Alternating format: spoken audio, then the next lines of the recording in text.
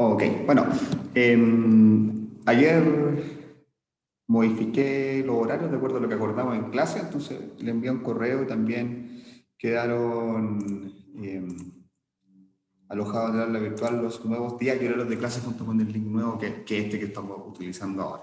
¿Ya? Eso, vamos a continuar con lo que estábamos revisando ayer respecto a, como yo le indicaba, vamos a hacer un camino en estas 4 semanas partiendo de lo más básico que tiene que ver con el lenguaje y hoy día vamos a ver también lo que tiene que ver con el lenguaje no verbal. ¿Ya? Así vamos a ir avanzando en este camino en el fondo que tenemos que ir revisando las distintas habilidades que nosotros tenemos que tener al momento de comunicar. Como le indicaba ayer, la comunicación para nosotros como recurso humano es fundamental. Nosotros somos un área que comunica. Tenemos que comunicar siempre, tanto a nivel de equipo de recursos humanos, que generalmente tiene que dar notificaciones a los trabajadores, como nosotros también en nuestro rol de atención presencial de personas, obviamente tenemos que ser buenos comunicadores y aplicar estas habilidades que van más allá de la comunicación, como la asertividad, decir las cosas como son, y la empatía, que para nosotros son competencias clave al momento de comunicarnos con los trabajadores.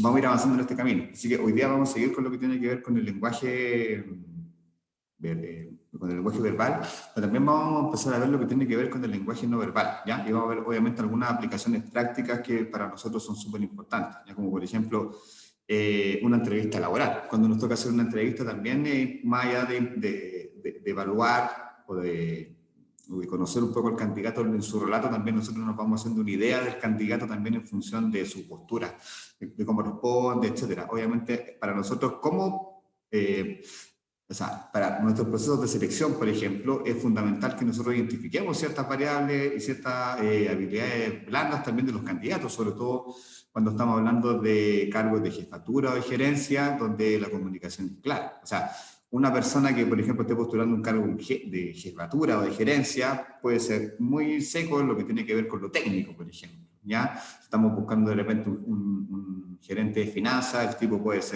tener un magíster, manejar muy bien el tema tributario, pero si no se sabe comunicar bien, no va a poder ser jefe. Obviamente es una competencia fundamental que nosotros también tenemos que evaluar al momento en que estamos evaluando candidatos para ciertos cargos. ¿Ya? Obviamente hay áreas fundamentales donde la comunicación es una competencia clara. Entonces también vamos llevándolo a eso, ¿ya?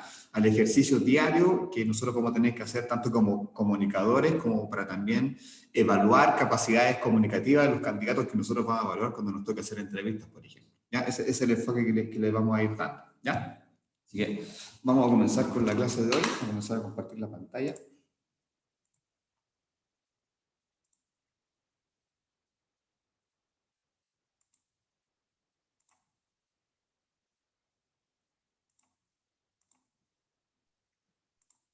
Ya. Esto es un poco lo que conversábamos el día de ayer respecto de que las nuevas tecnologías también han ido un poco cambiando la forma del lenguaje coloquial y hemos tenido que irnos adaptando a nuevos tipos de conocimientos, nuevos lenguajes que van surgiendo, principalmente lo que son las redes sociales, ¿ya?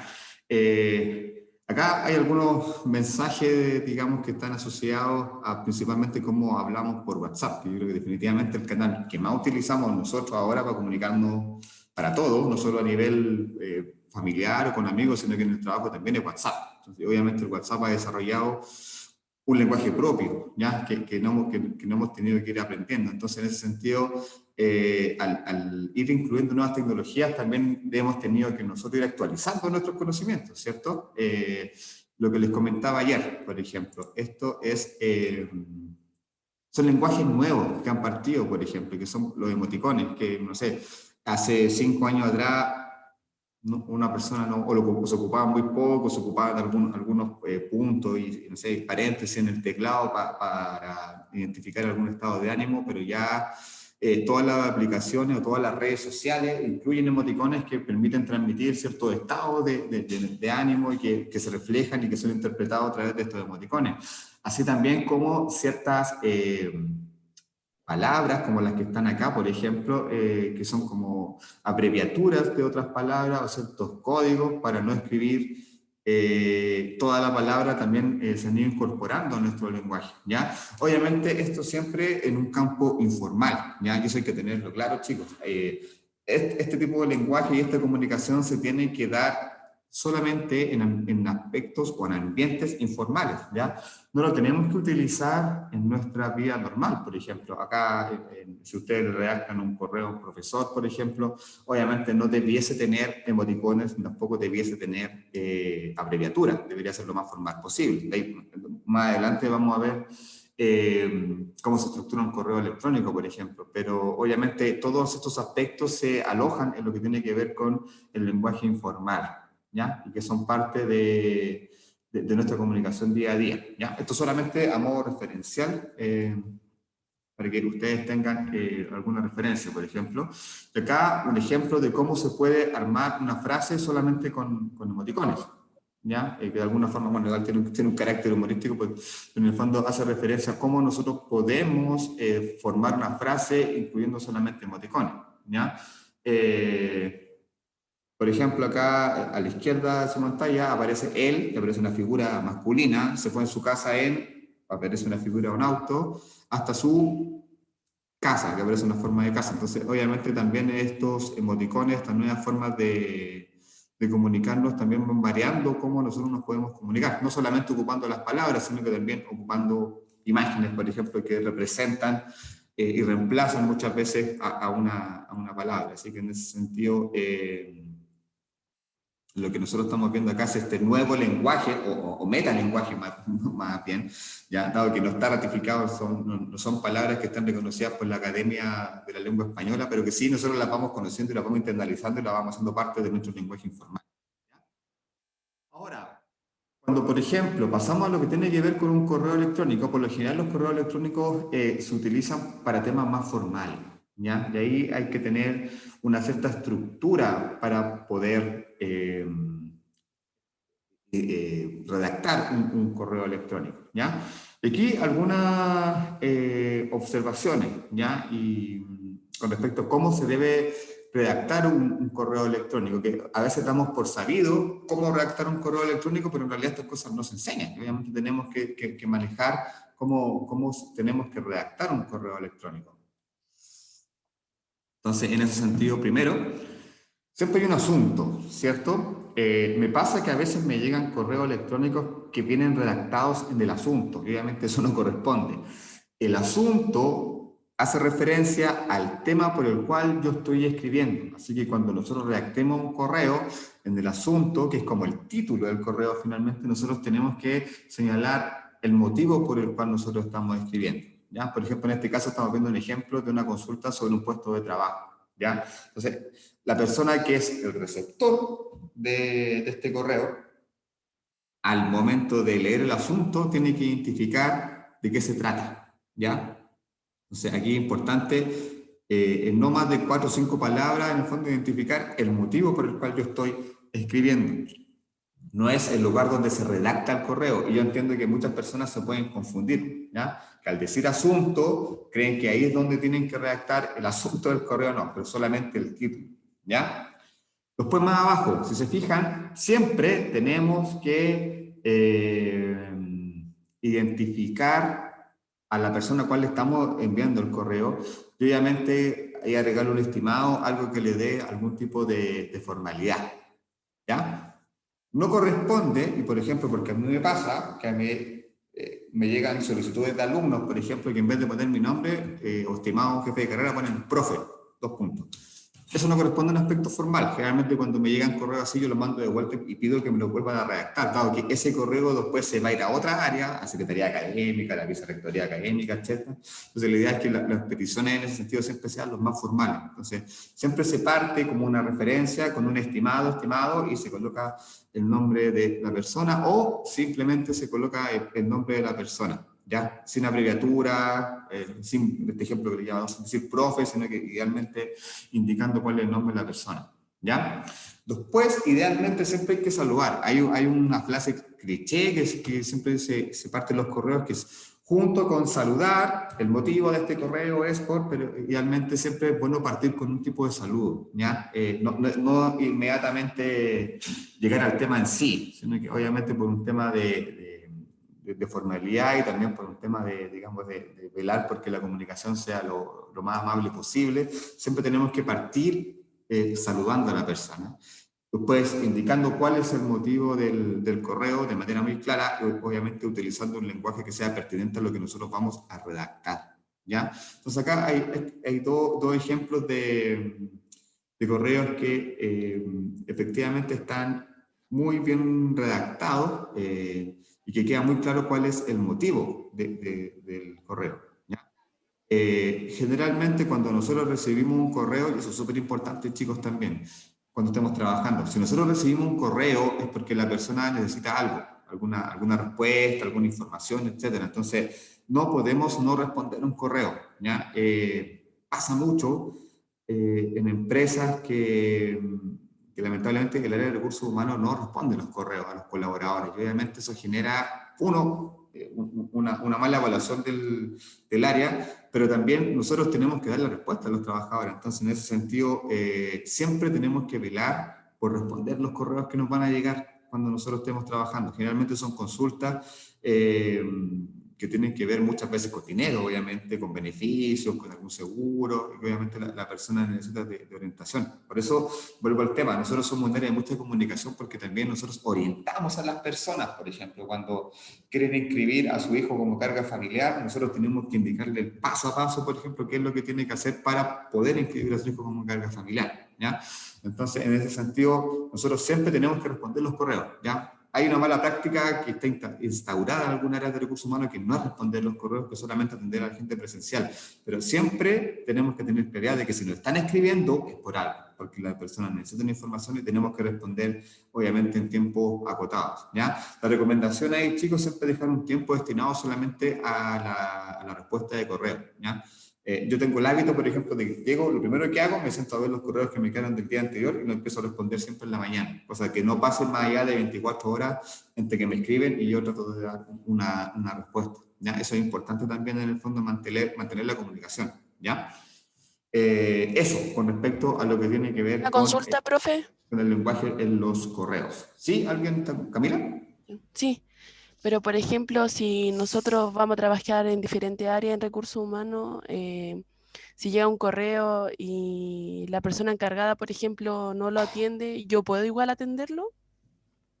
O sea, depende. Si hay correo, por ejemplo, si tú estás en un área de bienestar, generalmente el correo, hay un correo que lo ven todos, que se llama bienestar@nac.cl, por ejemplo, ¿ya? Y obviamente, generalmente cuando los correos son así, varias personas tienen acceso a ese correo. Pero si el correo fuera camila.rivaseco@nac.cl, te llegaría solamente a ti, lo podrías ver tú.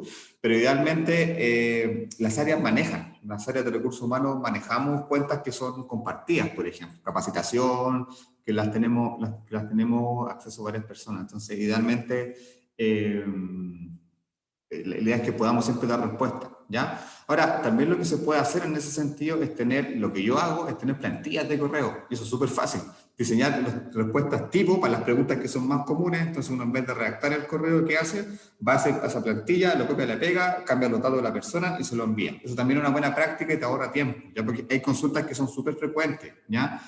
No entiendo mi liquidación de sueldo, por ejemplo. ¿Por qué me están descontando la AFP? Que para la gente que empieza a trabajar, que para nosotros puede ser raro que no lo entiendan, pero hay gente que empieza a trabajar y no entiende por qué le están descontando y que no sabe cuáles son los descuentos. Nosotros tenemos que explicarle con pera y manzanas que se le está descontando. Entonces, en ese sentido, es bueno y como buena práctica tener correos tipo, los cuales después lo copia, pega y le envía la respuesta al trabajador. Porque generalmente son consultas respecto a procedimientos de cómo inscribo la carga familiar, de cómo me inscribo en FONASA, de cómo accedo a este beneficio con la caja. Entonces, idealmente se sugiere también para en ese sentido tener correo tipo.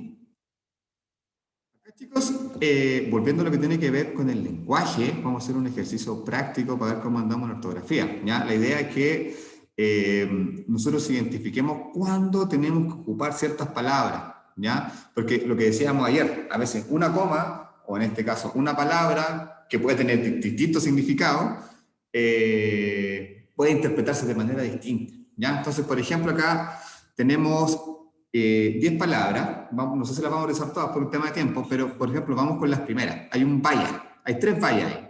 Vaya con B larga y, vaya con W y un vaya con B corta y. Los 3 significan cosas distintas, ¿ya? Por ejemplo, vaya con B larga y. ¿Saben qué significa? ¿O cuándo se aplica? No. Una fruta. ¿No? Vamos a buscar acá. ¿Un fruto? Una. Exacto. La valla. Ah. En otros países, las vallas son como nuestro berry, como alguna fruta roja. Lo estoy viendo acá en el teléfono para no equivocarme. Así que efectivamente, si ponemos valla con B larga y Y, vamos a estar hablando de la fruta. Ahora, valla con B corta y doble L, ¿qué significa? Vaya. ¿La reja? ¿La reja como de madera o no? Exacto. Cuando hablamos de valla, hablamos de una reja, de un cerco. Se fijan que no tiene nada que ver con la fruta y cambiamos, se escucha igual. O sea, al escucharlo vamos a escuchar valla, al escribirlo vamos a ver las diferencias, ¿ya? Y valla con B corta y Y. El de ir. De ir. Vaya, ¿dónde ir? Vaya para allá. Vaya para allá. Exacto. Vaya hacia para allá. Claro, exacto. Entonces, y hay otra que no está ahí, que es una expresión, es como, oh, vaya, vaya. No sé si lo han escuchado, que acá no lo ocupamos mucho, pero en otros países lo ocupan así como, oh, vaya, cuando es como una expresión de sorpresa. ¿Se fijan? Una misma palabra, vaya, que nosotros la escuchamos, nos va a sonar igual, significa 3 cosas muy distintas. Una fruta, una cerca y un verbo. ¿Ya? Hecho, sin H. ¿Cuándo se aplica? Acontecimiento. ¿Es un acontecimiento o no eso?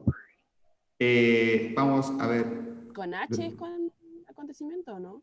Con H. No, pues con H. Sin H es como de echarse, de acostarse. Claro, ¿o no? O de irse. O de echar a alguien. Él echó a esta persona. ¿Ya? Claro, y hecho es como dijeron ahí una situación. El hecho se suscitó en tal momento, etc. ¿Ya? El por qué, la tilde del por qué es un tema de... Yo que tengo una duda. ¿Sí? ¿Y el hecho de hacer no existe, entonces? Está hecho. Está hecho también, pues, con el H. Es con H, pues. Todo lo de Entonces, ¿cuál hacer, es del verbo hacer, con va a ser H? con H. Sí. De todo lo que usa del verbo hacer. Por ejemplo, está hecho. Eso ya está hecho, ese trabajo está bien hecho, por ejemplo. ¿Ya? Ahora, el por qué, el tilde, y si va junto separado, va a cambiar mucho el sentido de una frase, ¿cierto? Cuando es separado y con acento, ¿cuándo lo utilizamos? Pregunta. Exacto. ¿Por qué pasó esto? Tenemos que nosotros también cuando lo hablamos hacer esa diferencia. ¿Por qué? Y marcamos la E más fuerte. ¿Y el por qué junto y sin acento cuándo lo aplicamos? La respuesta. ¿Estamos contando algo o no? En respuesta. En respuesta, sí. Exacto. Yo llegué atrasado porque había un taco. ¿Ya? Esta es una de las faltas de ortografía más común que uno se encuentra. El por qué, cuando se tiene cuando estamos haciendo la pregunta o cuando lo estamos utilizando para afirmar algo. ¿Ya? Haya con H y Y. ¿Es de haber ese no? No, ese es un lugar. Haya. Haya, No, vamos a revisarlo igual. No, el del lugar es allá con la doble L y la acento en la A, ¿o no? No, pero Claro. me refiero al Tribunal de la Haya. Pero La Haya es una ciudad de Holanda. Es Ajax con AJAX. Es el equipo de fútbol de Holanda. Pero claro, la ciudad de La Haya se llama La Haya. Haya es de Es haber, ¿o difícil no? esa palabra de escribir. Esa. Sí, de hecho estoy buscando acá en internet y me parece que el haya es un árbol de tronco de grueso. Capaz, po. Dice árbol de tronco grueso. Sí, estoy buscando lo mismo. Y cuando es con H y doble L, de De- buscar o no. Hallar, De buscar. hallar, claro. Hallar, claro.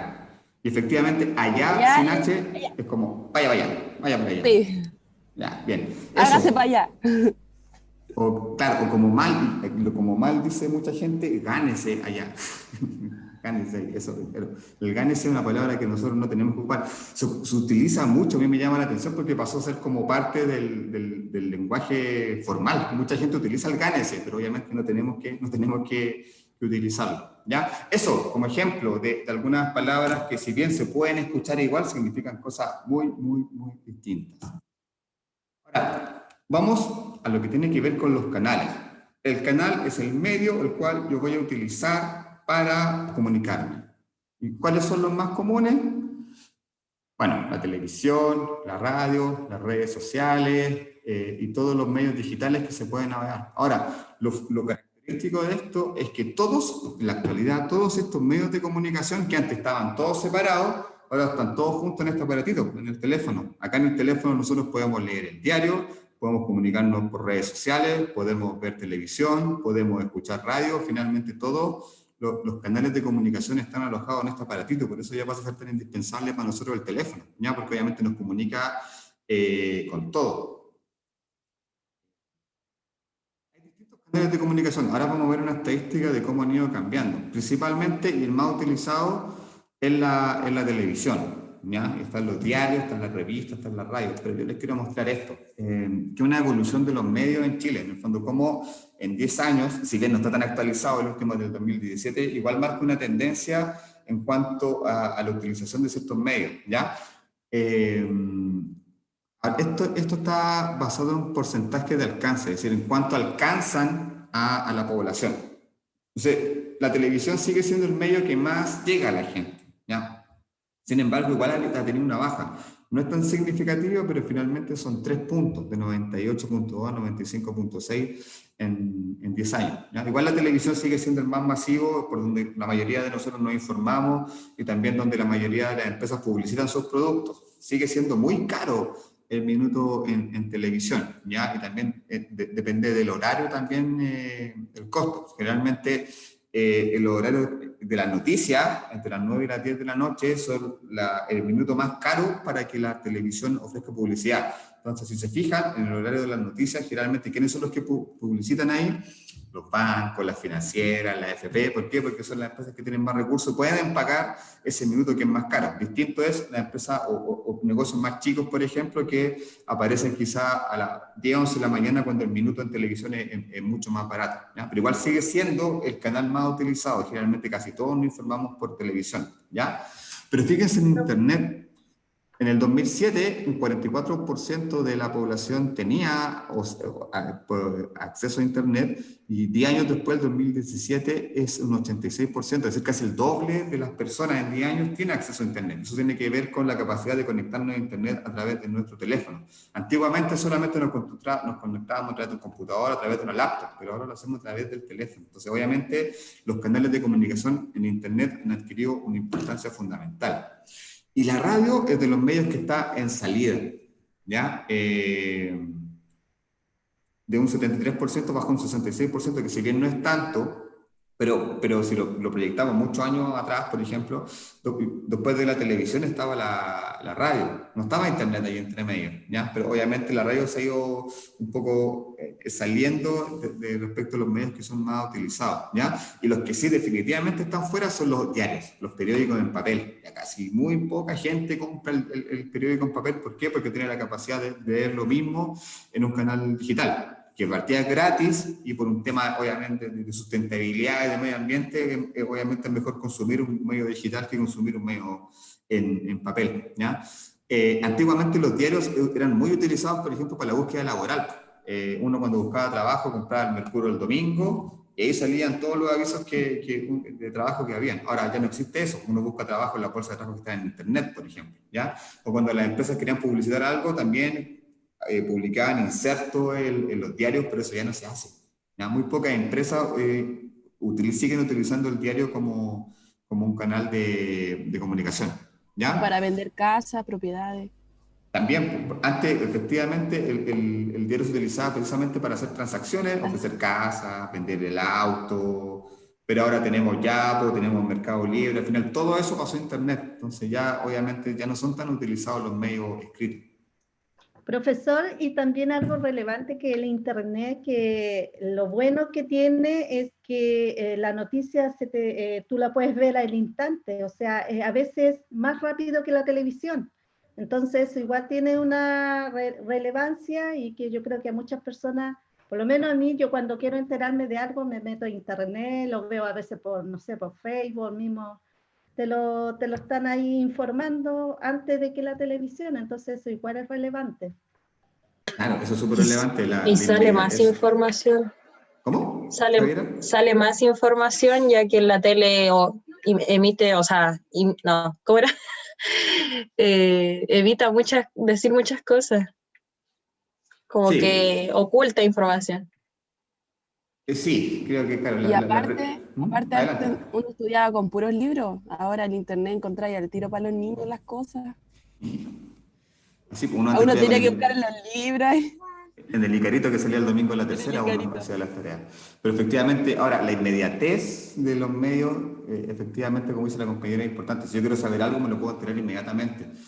Que esa es la desventaja que tienen los medios escritos, que al día siguiente, en la mañana, yo recién voy a saber si leo el diario que va a pasar, porque los diarios salen una vez y generalmente salen en la mañana. Internet no, pues Internet tiene, por un lado, la inmediatez, y por otro lado, esa diversidad que también señalaba, que en el fondo los medios oficiales, por decirlo de alguna forma, siempre van a tener una visión, pero quizás hay medios alternativos que indagan cosas distintas.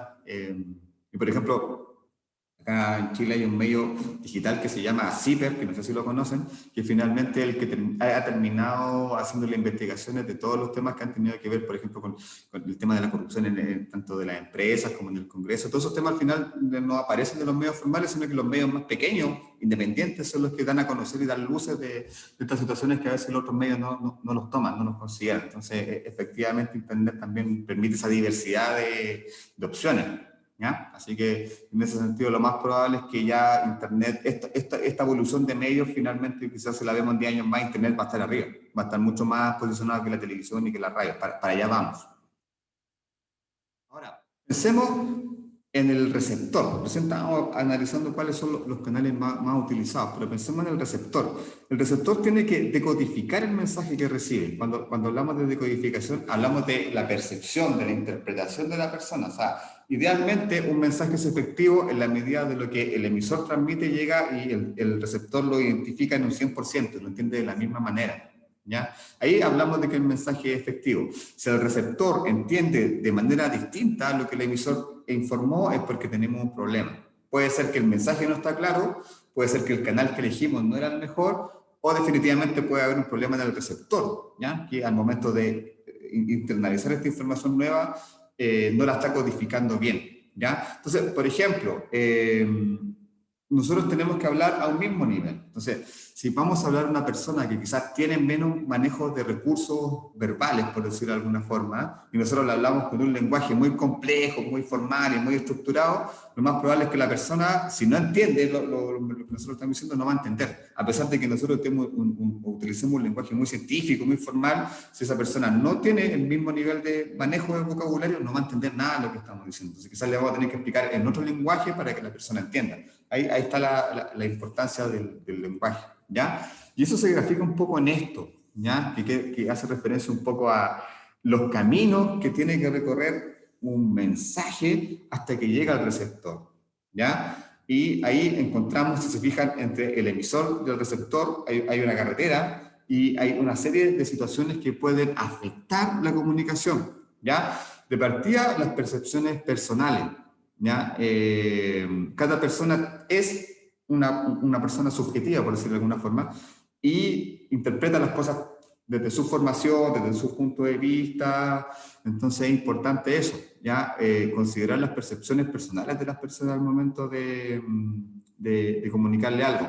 Un ejemplo, que sabemos que la persona que le vamos a comunicar algo siempre se toma las cosas a mal, tenemos que tener en consideración ese aspecto y quizás plantear las cosas en términos propositivos, en términos positivos, ¿ya? También están los prejuicios. Hay personas que bueno, yo creo que de alguna forma todos tratamos de no ser prejuiciosos, pero de alguna forma igual tenemos ciertos prejuicios establecidos y que tienen que ver con aspectos personales que me hacen interpretar la información de una manera u otra, ¿ya? Y por ejemplo hay temas, no sé, temas políticos o visiones de la sociedad que pueden ser de distinto tono, por decirlo de alguna forma, y que van a influir obviamente en cómo yo percibo un mensaje, ¿ya? Los estados de ánimo son súper importantes. Nosotros también tenemos que ver cómo está la persona para comunicarle algo. Generalmente si la persona está con un estado de ánimo no de lo mejor, lo más probable es que el mensaje que nosotros le enviamos no lo reciba muy bien, ¿ya? Y están las barreras físicas y las barreras fisiológicas, ¿ya? Que también hacen referencia a eso, que hace más que nada, en el fondo, referencia a las dificultades que están alojadas en las personas, ¿ya? O cómo aspectos personales míos, en el fondo, pueden dificultar que el mensaje pueda llegar al receptor de la mejor manera. Entonces, en ese sentido, tenemos que velar porque todas estas barreras que nosotros vamos a encontrar en este camino que va a recorrer el mensaje, de alguna forma no terminen afectando el mensaje. Tenemos que adaptarnos también, como yo les decía, al receptor, a su nivel de lenguaje, a su estado de ánimo, a sus prejuicios, si conocemos cuáles son sus prejuicios en el fondo, para que nosotros logremos efectivamente que el mensaje que estamos transmitiendo llegue de la mejor manera hasta este receptor, ¿ya? Entonces, a modo de cierre con esta primera parte de esta clase que tiene que ver con el lenguaje, primero, la ortografía. Vimos que una misma palabra puede significar 3 o 4 cosas distintas, ¿ya? La claridad del mensaje, ser concreto, ser conciso, ¿ya? No escribir más a veces nos va a dar un mejor mensaje, ¿ya? Lo tercero, es súper importante, centrar el mensaje en un solo tema. O sea, si yo quiero comunicar algo, no darme muchas vueltas. Hay gente que tiene una capacidad de darse vueltas y mezclar temas y se dispersa, y esas personas son malos comunicadores, ¿ya? Siempre nos tenemos que centrar en un tema, no darnos muchas vueltas, ¿ya?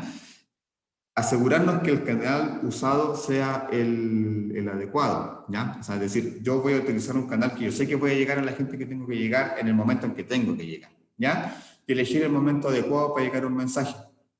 Si yo soy jefe y mando un mensaje, una instrucción de pega a mi equipo por WhatsApp a las 10 de la noche, lo más probable es que mi equipo no lo lea, ¿ya? Porque no corresponde estar enviando trabajo, no sé, por información de trabajo en un horario que la gente está con la familia, entonces no es el momento adecuado. Lo que es de trabajo se tiene que enviar en horarios de trabajo, porque obviamente vamos nosotros a lograr que la persona lo reciba, ¿ya? Si lo enviamos en un momento que no es horario laboral, lo más probable es que no tengamos una buena respuesta, ¿ya? Eso con lo que tiene que ver con el lenguaje verbal. Y ahora vamos a ver. Con respecto justamente a la comunicación a través de WhatsApp, bueno, yo igual tengo mi edad, yo me he tenido que estar acostumbrando a la tecnología y WhatsApp lo encuentro como en parte buena y mala, porque muchas veces uno escribe cosas y resulta que la otra persona que recibe el mensaje a veces no lo recibió de la forma que uno quiso darle a entender, ¿ya? Se malinterpreta. Exacto, entonces, y otras veces, por ejemplo, como yo le digo, estoy recién acostumbrándome a lo que es tecnología, soy demasiado lenta para mandar. Entonces, a veces estoy mandando y la otra ya me está respondiendo. Entonces, para mí es más fácil hacerlo con mensaje de voz. Entonces, igual por eso le digo, WhatsApp a lo mejor tiene cosas buenas, que es la rapidez a lo mejor de estar comunicado, pero también tiene eso malo que a veces se tergiversa la información que tú puedas mandar. Sí, eso claro, un riesgo que está asociado a cualquier tipo de comunicación, pero efectivamente el WhatsApp tiene eso que es inmediato, tiene esa ventaja, pero que sea efectivo, que llegue bien el mensaje, porque uno tampoco en el teléfono puede tener tanto tiempo para escribir tanto. Generalmente uno cuando manda un mensaje por WhatsApp es bien acotado, entonces efectivamente realmente al resumir se nos puede tergiversar la información. Yo creo que igual lo más fácil y también lo bueno esto es precisamente en los mensajes de voz. Eso es súper rápido inmediato y más claro a veces que escribir un texto, porque efectivamente a veces pasa que uno quiere comunicar algo muy extenso y lo más fácil es decirlo, es más fácil que textearlo, obviamente toma más tiempo, y efectivamente a veces pasa que uno está escribiendo y al otro le escribió 3 mensajes y lo que uno está escribiendo ya deja de tener sentido. Eso pasa, digamos, en la inmediatez del WhatsApp. Ahora, chicos, vamos a ver otro tema súper importante, que la idea es que lo vamos viendo también, como les decía, pensando en nuestro rol, que es el tema de la comunicación no verbal, ¿ya? Y que es parte de la comunicación, y que hay muchos mitos respecto a eso. Acá hay algunas imágenes, por ejemplo, de los brazos cruzados. Cuando la gente está de brazos cruzados, ¿qué es lo que generalmente se piensa de esa persona? Que Que no le está importa el esposo. aburrido, que no le importa. Que está aburrido. Es algo negativo, Pero ¿cierto? es negativo, sí, siempre se ve como negativo. Entonces, si nosotros Porque vamos no tiene como una postura de recepción, así como que está arisco. Sí, pues, y si nosotros vamos a entrevistar a una persona que está así y con las piernas cruzadas, ¿qué significa? Que no está ni ahí, por decirlo Nosotros no así. podemos en una entrevista ponernos así, de partida. O sea, ahí tenemos que siempre tener una postura abierta, idealmente no cruzar los brazos. Son aspectos inconscientes, pero efectivamente son métodos inconscientes de protección que nosotros tenemos, y que algunas personas lo manejan más que otras, ¿ya? Algunas personas no pueden comunicar y cuando algo no les parece, inmediatamente empiezan a hacer gestos, empiezan a suspirar. Obviamente hay que tener un cierto manejo con respecto a eso, ¿ya? Si se fijan en la imagen del medio, no sé si se acuerdan, eso pasó hace más de 10 años, que Bielsa fue a La Moneda y en el anterior gobierno de Sebastián Piñera, él le da la mano y Bielsa no le da la mano. ¿Qué significa eso? ¿Cómo lo interpretan? Eso tiene muchas interpretaciones. Que no le agrada a esa persona. Desagrado. Un desprecio. Sí. Pero es independiente de las causas. ¿Está bien o mal hacer eso? No, pues. No hay cortesía. mal. No hay educación. Claro, hay un Porque tema ahí si la como persona de... no te agrade, hay que saludarla. Lo que nos enseñan los papás siempre. Sí, yo pienso lo mismo. Yo creo que el presidente no me agrada mucho, pero tampoco le haría ese desaire de no saludarlo, porque también hay un tema como de educación y todo. Es como los carabineros ahora, que uno no puede como gritarle cosas, uno no puede hacer eso. Pero, o sea, gente que lo hace, pero no es que lo vaya a saludar, pero tampoco gritarle una cosa. Eso me lleva presa. Claro, nunca se ha podido, de hecho entiendo que hay algo con respecto a eso. Es más, se dice por ahí que ese gesto hizo que finalmente Bielsa saliera de la selección. Dicen, no sé si será así, pero que efectivamente eso efectivamente lo puede haber costado.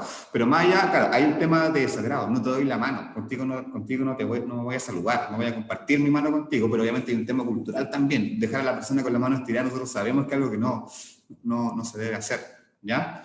Entonces, vamos a ir viendo en el fondo cómo estas distintas tipos de comunicación que no se expresan con lenguaje, dicen muchas cosas, ¿ya? O sea, claramente este gesto de Bielsa, de no darle la mano a Piñera, es un gesto de desprecio, es decir, no te voy a dar mi mano. Y en este aspecto se interpreta también como algo político, porque trasciende más. O sea, el presidente representa un sector, entonces quizás Bielsa no está muy a favor de ese sector y no le da la mano por eso. O sea, hay temas muy importantes. O el gesto que está haciendo la niña acá en la parte inferior izquierda, que se tapa un ojo, quizás un año para nosotros no significaba nada, pero ahora ya sabemos que tiene una significación, ¿ya? Y que obviamente no es menor, y que también tiene un gesto de protesta. Vemos al lado de eso una pareja que claramente está discutiendo y el hombre apunta a la mujer y la mujer le dice como yo interpreto, no sé si lo interpretan de otra forma, como tú fuiste, y la mujer le está diciendo, no me importa. Entonces ustedes lo interpretan de otra forma, pero obviamente esas cosas se pueden interpretar, digamos, solamente con ver cierta imagen, ¿ya? Ahora, la expresión facial generalmente es lo más importante que nosotros vamos a ver. Acá estamos viendo personas que están molestas.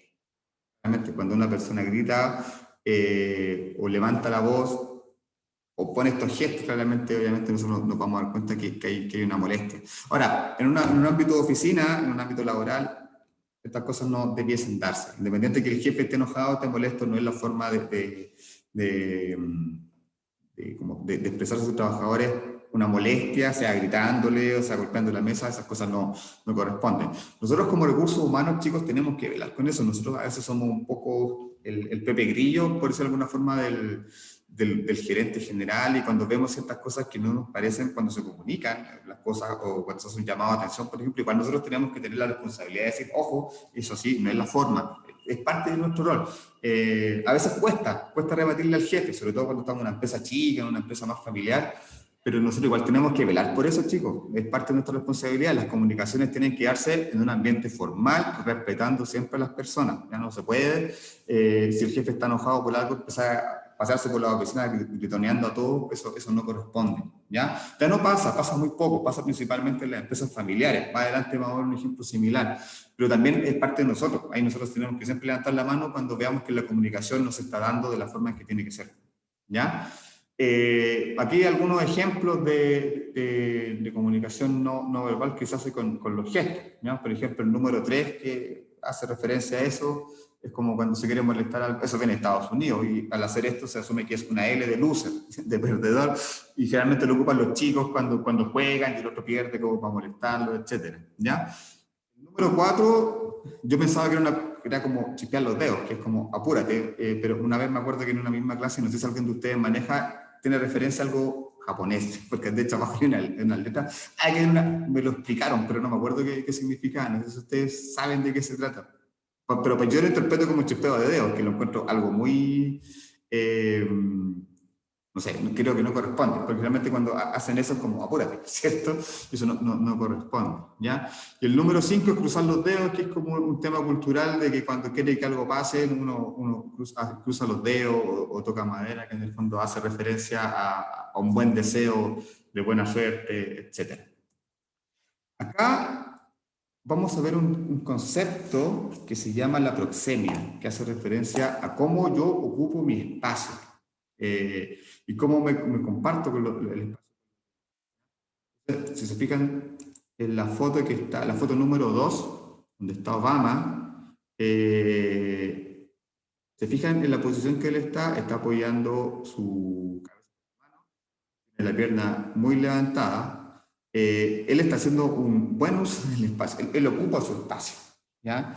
En ese sentido, él manifiesta, porque obviamente está hablando de una persona que tiene un rol de liderazgo, que hace un muy buen uso del espacio. ¿Se han fijado que hay personas que a veces llegan a un lugar y como que llenan los espacios inmediatamente, y otras personas que como que pasan muy desapercibidas, muy piolitas, como se dice? Tiene que ver con eso, cómo yo ocupo el espacio en el lugar donde yo estoy, ¿ya?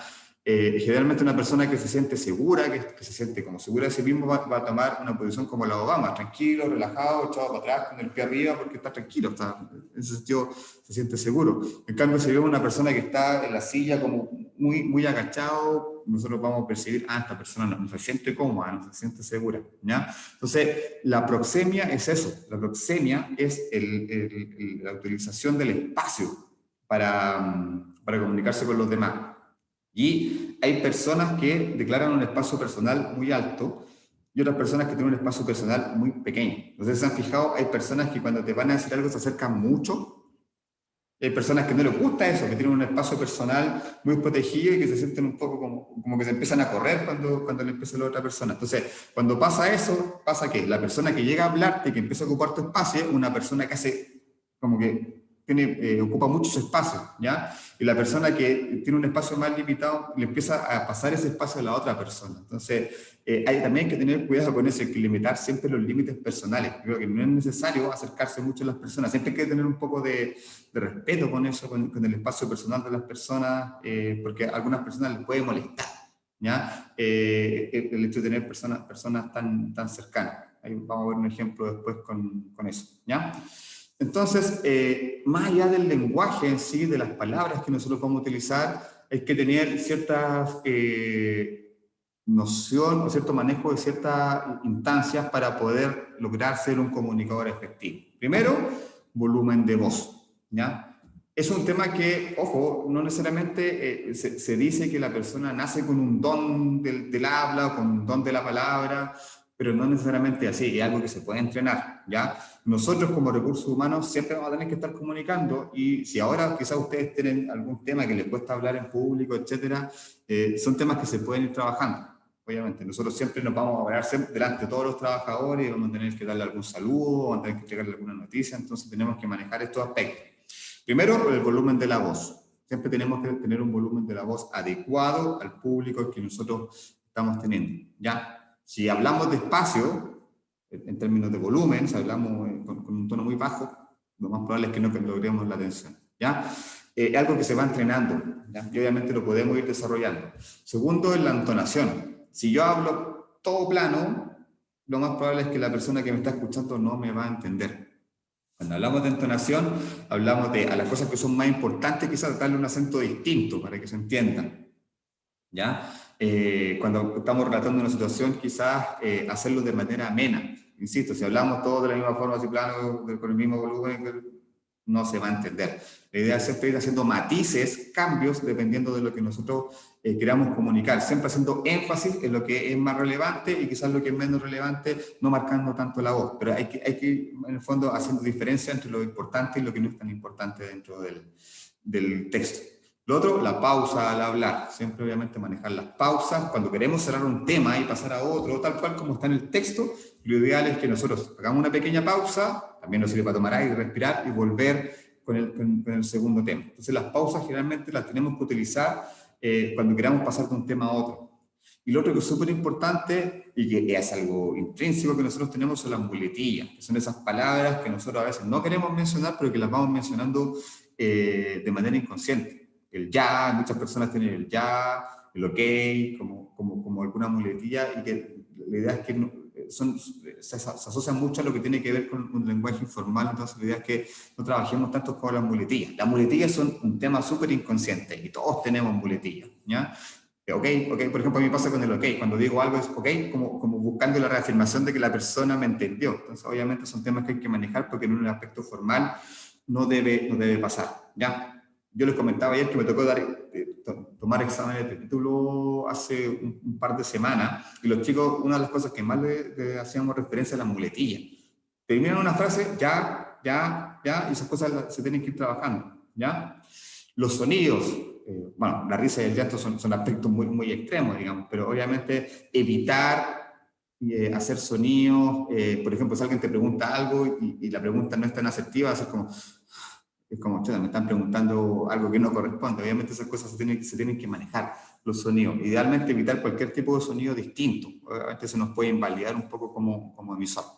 La velocidad del hablar lento, modulado, etc. Yo a veces hablo muy rápido, yo sé que tengo un tema ahí que tengo que manejar a veces, obviamente sobre todo cuando uno está haciendo clases, pero obviamente la velocidad tiene que ser acorde al tiempo, lento, pausado, para que la persona que está ahí escuchándome ponga atención y obviamente me pueda entender, ¿ya?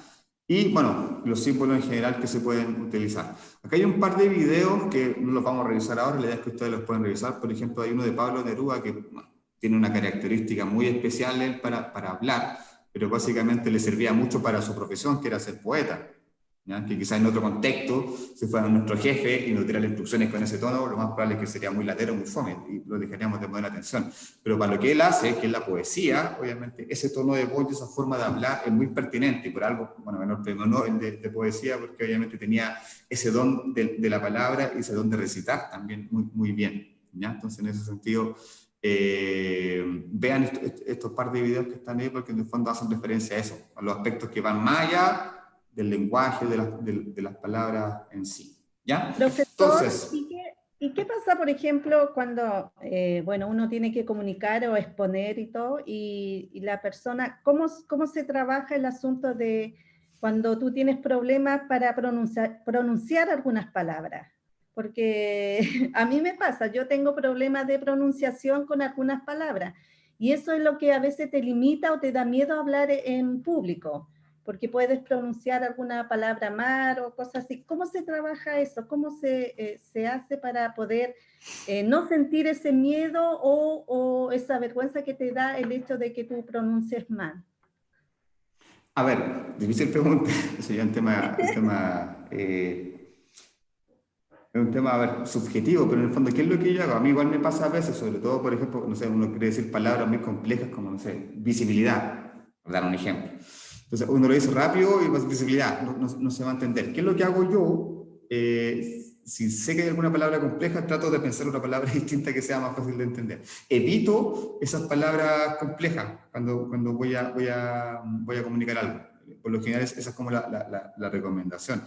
Pero pasa, o sea, a veces pasa, mismo haciendo clases, quizás me ha pasado con ustedes, que quiero decir una palabra y me enredo, pero lo trato de hacer hasta que la digo, ¿ya? Para que quede clara la idea, pero idealmente no utilizar palabras complejas. A veces uno, por distintos temas que hasta pueden ser físicos, le cuesta pronunciar algunas palabras, a mí igual me pasa, o sea, cuando hay P y S juntas, como que me cuesta, entonces trato de no ocuparlas, de tener un lenguaje como tener un plan B en cuanto a eso, ¿ya? Aparte que lo ideal es que si nos vamos a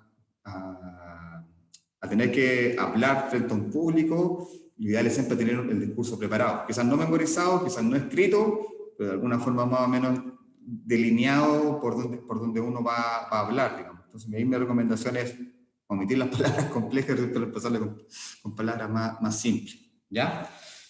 Entonces, en resumen, temas que nosotros vimos ahora, ¿ya? Para que lo vayamos viendo. La kinésica se refiere a todo lo gestual. Cuando hablamos de kinésica, estamos hablando de los gestos, que son complementarios al lenguaje, ¿ya? Yo, por ejemplo, acá está la mirada, ¿ya? Por ejemplo, si yo estoy mirando el ojo a alguien, asumo que estoy interesado en lo que está hablando, ¿cierto? Pero si yo estoy mirando para el techo, ¿qué quiere decir? No estoy poniendo atención, no me interesa, ¿ya? Y también tiene que ver también con la postura. Obviamente, si uno, por ejemplo, está así concentrado escuchando a alguien, esta persona está concentrada. Pero si estoy así mirando el techo, obviamente también significa que no estoy poniendo atención. Entonces, la kinésica tiene que ver con eso, con el lenguaje que te dice en qué actitud, o como el lenguaje popular, en qué parada está la persona en el fondo cuando uno le está hablando. Si te está recibiendo, si te está escuchando. A veces cuando alguien dice alguna cosa que te le parece, así pone los ojos para arriba, así como, ¿qué está diciendo esta persona? Entonces hay que hacer esa interpretación. Y eso también se aprende, porque esos gestos todos los interpretamos de la misma forma, pasan a ser culturales, ¿cierto? Todos sabemos que, por ejemplo, estar echado para atrás significa desatención, que no estoy poniendo atención. Entonces es importante eso. Y esas lecturas, cuando nosotros hagamos entrevistas, tenemos que tener mucho ojo con eso, ¿ya? Por ejemplo, yo cuando le comunico, generalmente cuando nosotros hacemos una entrevista, idealmente el primer paso de la entrevista es decirle al candidato cuáles son las condiciones del cargo, ¿ya? Entonces yo una cosa que siempre hacía era cuando le decía a la Luca, mirar fijamente a la persona. De ahí inmediatamente uno va a saber si la persona está de acuerdo o no con la renta. No te lo van a decir, porque generalmente en la entrevista tú les vas a decir la renta y aunque no estén de acuerdo te van a decir, sí, estoy de acuerdo. Porque aunque no estén de acuerdo no te lo van a decir. Pero es importante fijarse en eso, ¿ya? Cuando es poco, la gente va a hacer, o cuando es más de lo que la persona está esperando, lo que está esperando, igual como que se va a esbozar una especie de sonrisa. Entonces es importante hacer esas lecturas, por ejemplo. O te va a decir, no sé, tienes que trabajar los días sábados. ¿Te parece trabajar los días sábados? Y ahí mirar, por ejemplo, cómo reacciona la persona. Antes que la palabra, siempre va a reaccionar el cuerpo. Entonces es importante la kinésica, aplicándola precisamente cuando nosotros hacemos procesos de entrevista, ¿ya? La proxemia, recuerden que es el uso del espacio, ¿ya? Las personas que tienen como un gran ego, que generalmente son como que ocupan roles de liderazgo, tienden a a ocupar muy bien los espacios y siempre estar ahí llamando la atención o siendo como centro de atención, por decirlo de alguna forma, ¿ya? Hay una imagen me acuerdo hace unos años de Donald Trump, que estaba en una reunión con otros presidentes y había un presidente, no me acuerdo de qué país de Europa, y Donald Trump, ¿qué hace? Lo empuja y lo deja de lado y él se pone adelante. ¿Por qué? Porque en su ego tremendo, obviamente tiene que ser la persona que siempre tiene que estar al medio. Entonces, las personas realmente que ocupan cargos de liderazgo o que tienen algún tipo o su ego muy importante, van a tender a ocupar mucho espacio. Y las personas que quizás son un poco más retraídas, un poco más tímidas, tienden siempre como a pasar piola. El que se sienta en la esquina de la sala al último, que nadie lo vea, ojalá que el profe no me pregunte, obviamente también está diciendo algo. Inmediatamente uno identifica al que no quiere que uno le pregunte, porque el que se sienta en la esquina viene escondido. Y uno de pesado le pregunta precisamente a esa persona, ya como para romper un poco esa barrera que la persona está instaurando. Pero igual tiene que ver con eso. Nosotros igual tenemos que hacer lecturas de eso, ¿ya? Ninguno de los dos extremos malos. avasallar y pasar a llevar el espacio de los demás no corresponde, ¿ya? Pues tampoco corresponde no ocupar mucho el espacio, si obviamente también tenemos que velar porque las personas se sientan cómodas. Y si nosotros vemos una persona que en el trabajo de repente está muy callada, muy en la esquina trabajando, esa persona puede que no esté bien, de ahí tenemos que acercarse y preguntarle qué le pasa, ¿ya? Velar por los equilibrios siempre, ¿ya? Y los pares lingüísticos son lo que sale de mí como sonido, no como palabra, ¿ya? O sea, hay ciertas cosas cuando, por ejemplo, alguien está diciendo algo que no corresponde y alguna persona empieza a toser, por ejemplo, así, es como para parar un poco a la persona que está hablando, ¿ya? O los suspiros, cuando a alguien le dice algo que no le parece, como... ¿cierto? Que uno hace ciertos ruidos que no son palabras, pero que también obviamente nos tienen que dar luces de cómo la persona está interpretando la información que nosotros le estamos dando, ¿ya? La risa, el llanto, hay gente que es de risa fácil, otra gente que es de llanto fácil, y obviamente tenemos que irnos adecuando a los distintos aspectos, ¿ya? Y lo último tiene que ver con el impacto de lo no verbal en el clima laboral. ¿Ustedes creen que, más allá del lenguaje, estos elementos que nosotros vemos respecto de la comunicación no verbal, del espacio, influyen en el clima laboral de una organización? ¿Qué creen ustedes?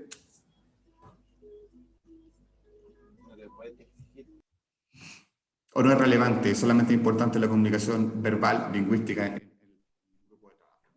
No, es relevante No, yo creo que los en dos. conjunto. ¿Sandra?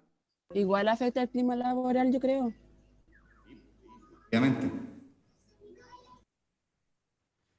Ustedes, bueno, me imagino que quizás todos hemos participado alguna vez de algún proceso de selección y cuando vamos nosotros a una entrevista, generalmente entramos a la empresa y empezamos a mirar ciertas cosas que nos van a dar luces de cómo son las cosas en la empresa, ¿ya?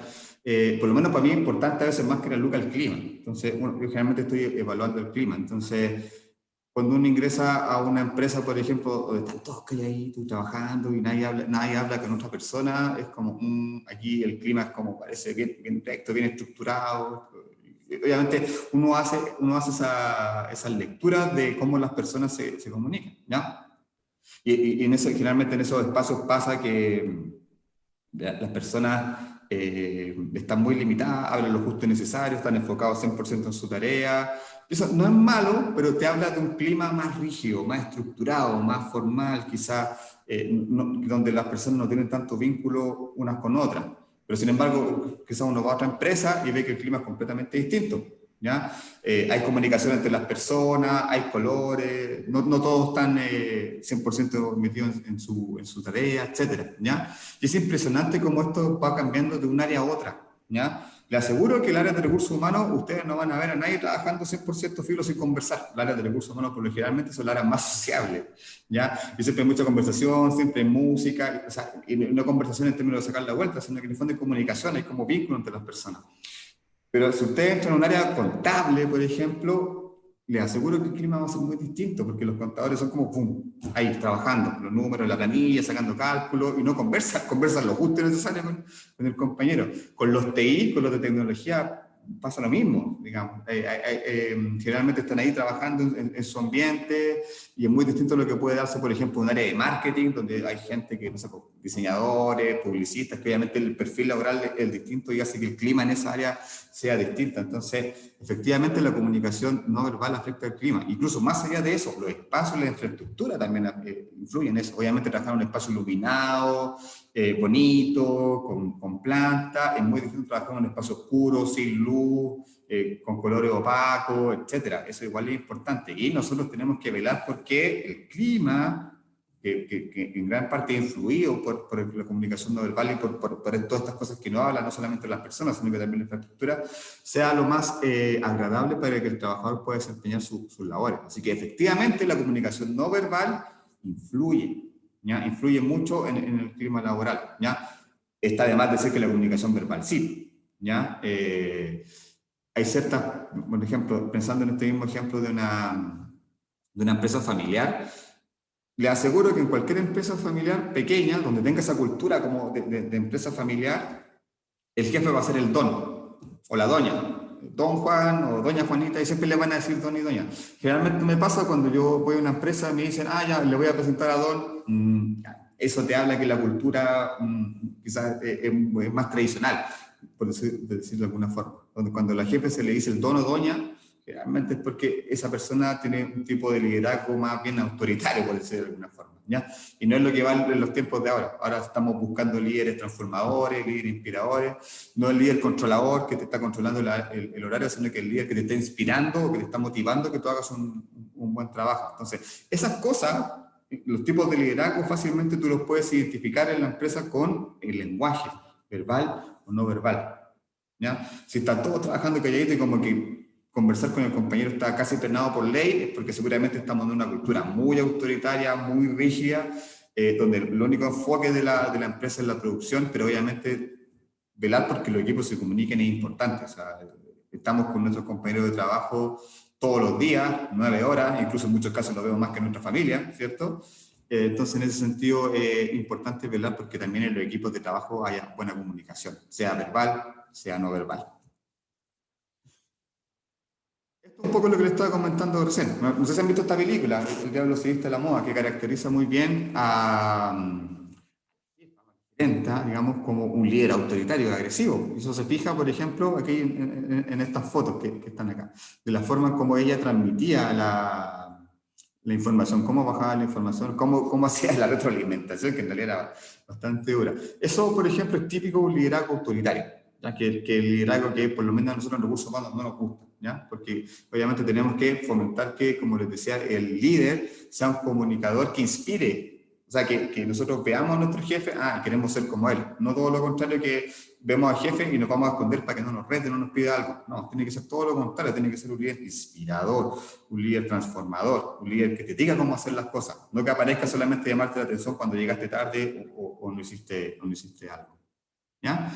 Y por el contrario, tenemos a un comunicador más pasivo, que son las personas que típico bajan la cabeza. Si se fijan, hay una tendencia en estas fotos que están viendo, que generalmente hay personas que no están mirando al comunicador, se fijan, están mirando hacia abajo, están mirando para otros lados. Hay una foto donde están conversando, hay otros que están durmiendo. Si pasa eso, si yo estoy comunicando y veo que las personas no me están mirando, están bostezando, simplemente están poniendo atención a otra cosa, soy demasiado pasivo como comunicador y tengo que hacerme cargo de eso y obviamente mejorar mis habilidades comunicacionales, ¿ya? Y como les digo, es importante para nosotros como recursos humanos siempre comunicar y captar la atención de las personas, ¿ya? No podemos ser pasivos, no podemos tener este rol pasivo de comunicación. Nosotros tenemos que obviamente tener un rol activo en la comunicación y siempre velando por mantener la interacción con el equipo al cual tú le estás comunicando, ¿ya? Ahora, lo importante es ser asertivo. ¿Sabes lo que significa ser asertivo?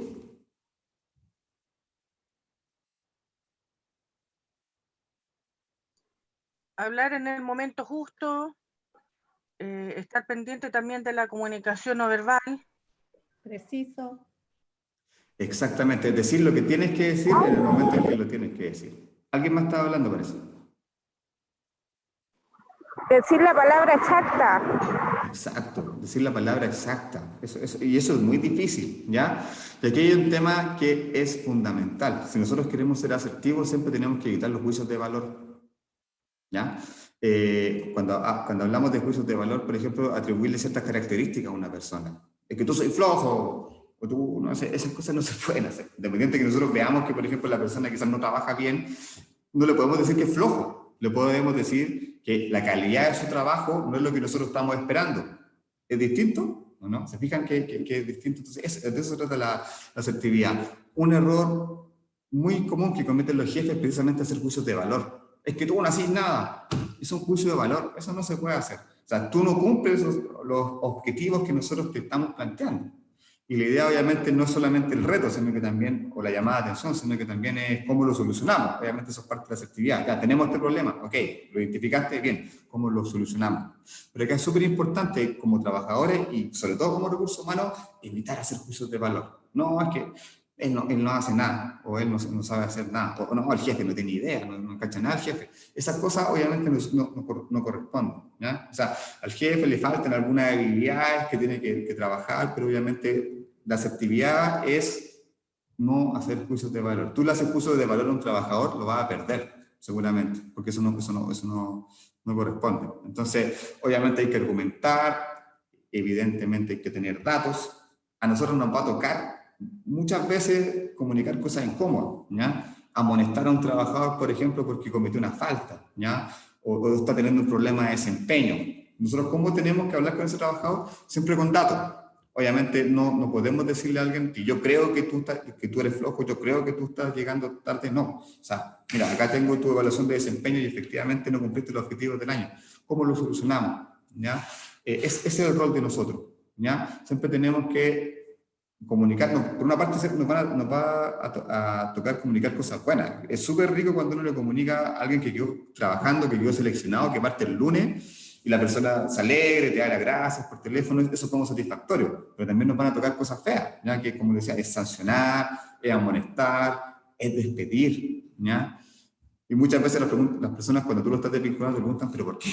¿Por qué? ¿Qué hice? Y a veces son por necesidades de la empresa, efectivamente, hay un tema de presupuesto, etcétera, y no tiene que ver con capacidad de la persona. Entonces ahí nosotros tenemos que velar por, obviamente, ser sinceros, transparentes, pero también asertivos, entregándole la información. Entonces siempre nosotros vamos a hablar con alguien es con datos, con argumentos, con sustento, no del por qué sí. Siempre tenemos que tener el argumento del desempeño, o si la persona está llegando tarde, tener el registro de asistencia de la persona, en el fondo mostrarle, ¿ya? La evidencia concreta de por qué nosotros estamos teniendo esa comunicación con ellos, ¿ya? El lenguaje construye realidades, profesor. El lenguaje construye realidad. Entonces nosotros, quizás en otro aspecto de la vida podamos hacer juicios de valor, pero en el trabajo no. Siempre tenemos que hablar, nosotros siempre somos objetividad, neutro, comunicar. Acá tenemos 3 personas que tienen 3 estilos de comunicación muy distintos, pero los 3 vienen de un mismo ámbito, que es el político, que de alguna forma tienen una capacidad increíble para hablar mucho y muchas veces no decir nada, ¿ya? Generalmente pasa un estilo que tiene muy parecido Piñera con Bachelet, es decir, por ejemplo, este tema lo vamos a abordar con mucha fuerza, con mucho tesón, pero también con suavidad y con compromiso. Se fijan como que dicen una cosa y después dicen todo lo contrario. Eso es algo muy común en los políticos, es decir, vamos a ser fuertes, vamos a ser duros, pero a la vez vamos a ser cariñosos. Y a veces uno queda, chuta, ¿cómo que va a ser más estricto, va a ser más suave, etcétera, ¿ya? Y el ex ministro de Salud, yo creo que en lo personal, y ahí abro el debate, creo que no un buen comunicador. Creo que precisamente él cae en juicios de valor. Por el mismo caso que, por ejemplo, pasó con la alcaldesa de Maipú, que él dijo que estaba mintiendo en una entrevista. Entonces, eso es un juicio de valor. La persona está mintiendo. Por más que pueda haber estado mintiendo, pues no le puede decir eso. Menos en prensa, en una declaración que lo está viendo todo el país. Entonces, ahí yo creo que al ministro Mann, al exministro, le jugó mucho en contra. Más allá de su gestión, su rol de mal comunicador. Más allá, usted es un acuso político, simplemente estoy hablando en su rol de comunicador, ¿ya? Me pasa con la presidenta Bachelet, que era muy buena comunicadora, pero quizás no decía mucho. Quizás no decía mucho, quizás su lenguaje era como este ir y venir en un lenguaje bien bonito que captaba tu atención, pero a veces terminaba de hablar y era como, no entendí qué dijo. Y presidenta actual, que a mí me da la impresión de que tiene un discurso más bien estructurado, con 2, 3 o 4 ideas, y siempre como que se está dando vueltas en lo mismo. Y repite mucho, si se fijan, repite mucho la misma frase. Entonces también yo creo que hay temas que tienen que mejorar. Entonces los colocamos como ejemplos de personas que son públicas, que son conocidas, que son líderes, pero que no necesariamente tienen un buen rol de comunicador. Ahí abro el micrófono a ver si alguien que está de acuerdo conmigo o discrepa, no sé. Comuniquémonos. El ex ministro de Salud tiene como una comunicación, yo diría, agresiva. Así lo veo yo. Y en cuanto a los presidentes, creo que la comunicación de ella la calificaría como vacío. Efectivamente. Eso, los colocamos ahí. No sé si alguien más quiere hablar. El exministro de Salud, claro, yo encuentro que él tenía una comunicación verbal súper mala, y obviamente lo otro es de los gestos que él hacía. decían mucho eso. A veces no eran tanto las palabras, pero a veces los gestos, las cosas como él proyectaba, a veces caía muy mal. O sea, y los presidentes, siento de que, claro, la presidenta decía cosas, pero en el fondo quedamos en lo mismo, como que le faltaba fuerza a lo que ella quería decir y no lo hacía. Y el presidente actual, siento de que como que es todo pautado, una pauta, como que no se sale ni de para allá ni para acá, siempre es lo mismo, está encasillado en una esta, y siento que no es auténtico, como que no son sus palabras, como que es todo escrito. Entonces, eso es lo que yo pienso de ella. Yo concuerdo con mi compañera en la opinión que dice el presidente, porque él se para y lee, se traba, se confunde, no sabe lo que lee, no sabe cómo lo lee, porque él llega y lo ponen y le dice, ya presidente, usted tiene que decir esto. Como que se nota mucho que él está como en el aire, él vive en su mundo Vilsipap, y todos le hacen la pega, y es como que eso se ve, eso representa. La Michelle, mucha, como que se fue desconchinflando en el camino, porque llegaba, tenía a veces mensajes súper potentes, pero como usted también decía, como que al final se iba como para otro lado y uno quedaba así como, ¿pero qué dijo? Así como, y ya, ¿y qué pasó con esto y qué pasó con esto otro? Y con el Mañalich, no sé, yo siento que él siempre ha tenido esa postura así como súper pedante, arrogante, como que estaba ni ahí con la salud. Lo único que hacía era como salir a la defensa del servicio del colegio legal y ya. Y sería porque se tapaba detrás de las otras personas, porque tampoco daba como la cara en sí. Entonces, como que dejaba mucho que desear con lo mismo que dicen, con las posturas, cómo se paraba, cómo cuando le preguntaban cosas, como que ponía cara, no sabía qué responder muchas veces, o si no, respondía todo pauteado, todo el rato lo mismo. Entonces, deberían, obviamente, que cambiar ese tipo de actitud porque todo el mundo lo ven, tiene que ver que todo un país los ven y el mensaje que están entregando está haciendo que la gente deje de confiar en ellos, deje de postular por ellos y deje de creer. Entonces, como que están haciendo mal la pega. Eso tiene que ver con un punto que hablábamos ayer, que era respecto a la legitimidad del emisor. ¿Se acuerdan que veíamos que en la medida que nosotros, estos aspectos que nosotros estamos viendo, por ejemplo, que ustedes muy bien comentaban ahora, que hacen que la persona que emite un mensaje no le creamos porque quizás está leyendo, porque tiene un discurso prearmado, etcétera, pierde legitimidad? Entonces, finalmente, ¿qué pasa con el mensaje que nos transmite? ¿Se lo vamos a creer o no? No. Difícil. No, pues no se lo vamos a creer, difícil.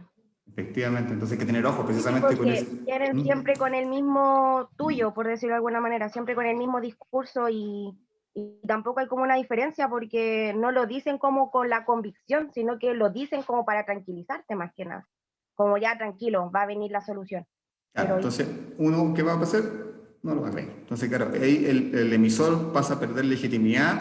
Por tanto, no solo el emisor pierde legitimidad, sino que el mensaje también se pierde. O sea, no le vamos a creer, no le vamos a encontrar razón o simplemente no vamos a encontrar ningún sustento. Así que hace relación con eso. Pero es importante mantener la legitimidad como comunicador. Una persona que pierde esa legitimidad, todos los mensajes que transmita no van a llegar, no van a cumplir el objetivo, etc. Eso, chicos, que tenía preparado para el día de hoy. Queda una clase. Recuerden que mañana excepcionalmente nos juntamos. Después ya la próxima semana vamos con lunes, martes y miércoles. Vamos a anunciar la semana viendo más que nada aspectos prácticos. Vamos a hacer algunos ejercicios, en el fondo va a ir aplicando lo que hemos visto ayer y hoy día respecto a lo verbal y a lo no verbal, ¿ya? Que es como la pirámide de la comunicación, porque en el fondo son nuestras habilidades que las ponemos en práctica para comunicar, ¿ya? Chicos, los dejo porque tengo una reunión ahora, así que les vaya muy bien y mañana nos juntamos. Mañana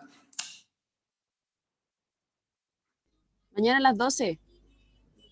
A las 12, sí, ya. Nos de juntamos, 12 a 1. De 12 a 1 y media. Nos juntamos mañana entonces de 12 a 1 y media, chicos. ¿Ya? Que estén muy bien, que les vaya bien y nos vemos. Profe, que esté bien. Profesor. Bien. Chao. Chau. Que esté bien. Gracias, buen día.